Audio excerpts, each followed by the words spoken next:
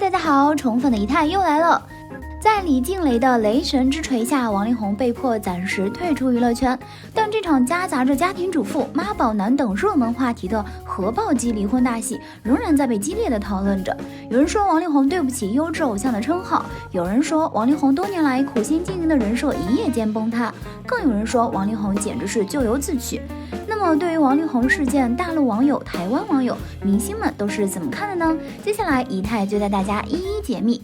在王力宏被曝光催生冷转移财产引诱甚至是骗婚嫌疑的恶劣行径后，有网友调侃，这是一个人干了吴亦凡加霍尊加李云迪3个人干的事儿，不愧为年底总结人。还有人献计献策，力宏啊，你现在想翻身唯一的机会就只能证明3个孩子都不是亲生的，其他的都没用了。有人帮倒忙，力宏我们相信你，也会一直站在你身后默默的戳你脊梁骨。看第一句那会儿，一台40米的大刀差点没收回来。5年生活在恐惧中，3个孩子都是吓出来的吧？又多了一个和凡凡打牌的人了。今年跨年名单来了，跨年表演主唱王力宏 rap 吴亦凡，钢琴李云迪，和声霍尊，舞蹈罗志祥，主持钱枫，助演嘉宾郑爽，现场直播薇娅。还有没有漏的？补充一下，从王力宏到李静蕾再到薇娅，全都是一个巨大的阴谋，目的就是阻止汪峰上头条。话说这些网友也太幽默了吧。当然咱们看问题不能只看表面，听评论也不能只听一方面。为了给大家提供更多思路，仪态特意走访了王力宏的粉丝群，来看看他们都是什么态度。爱的就是你，自始至终从未改变，未来更不会变，一定要回来，二哥。等王者归来，你仍是巨星，等你。希望我的男神可以重回神坛。看了他的微博，我怎么发现这个李静蕾嫁给王力宏完全就是为了他的钱，感觉是一场骗局。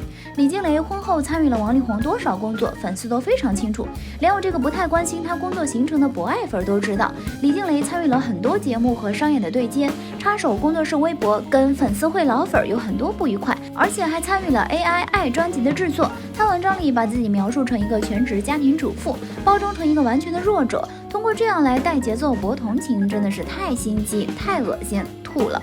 李，恭喜你毁了我的青春，目的达到了，人也毁了，房子也拿到了。但在我眼里，我不认为这是表面的真相，说着打着孩子的名义，但在网上的所作所为完全没有看出来是为了孩子好。其实也是，善良的人怎么会都得到专业的坏人团队？善良的人做出道歉，只是不想把舆论风波持续下去，这才是完全为了孩子着想。我始终坚信这不是真正的事实，我等着真相大白那天。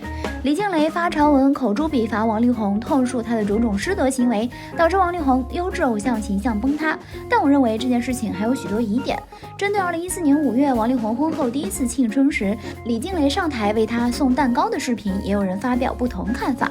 现在一看好做作，李静蕾整个人都是僵硬尴尬的样子，强颜欢笑。王力宏公开场合自始至终没有说过一句李静蕾的坏话，唯一想人的做法就是老父亲和称呼日本名字，估计也是逼急了。而李静蕾那篇文章是真的把王力宏推向了万丈深渊，但是到目前为止没有一个实锤，很是遗憾啊。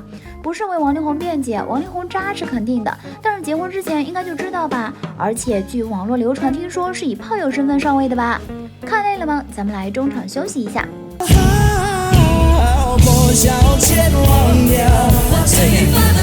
好的，精彩继续。台湾吃瓜网友对王力宏离婚事件也给出了犀利点评：离婚不要赡养费，是要你的 CD 吗？生活在恐惧当中还能生3个，真的是委屈你了。力宏，我陪你一起面对。离婚我不跟你讲钱，还跟你讲感情吗？3个小朋友分你一半身家都情有可原啊。哎，我想一路看到你跨年，你不要这样。针对王力宏父亲回复事件，娱乐记者在街头进行了采访，问的问题是：王力宏让父亲站出来发声是加分还是减分？所有路人给出的答案都是一致的，减分。因为在众人看来，这就是一种爸宝男的行为，没有担当，没有责任心。其中一个看上去20出头的男孩面对镜头说道：“我反而觉得罗志祥比较有，我比较在欣赏他。”还有人认为王家在开油罐车救火，坐实王力宏是妈宝男。台湾中山医学大学附属医院儿童急诊科主任谢宗学称，王力宏创下人夫的最低标准，因为他让全台的人夫重拾价值及自信，也让偶像崇拜的孩子有了很好的教育机会。台湾东森新闻前主播陈海嫣说要教导女儿，以后找对象要睁大眼睛，千万别找妈宝，也别找学霸。国民党立委李德维20日感叹，选举的起起伏伏也许就跟王力宏一样，前几天还是男神，过了几天就众人喊打。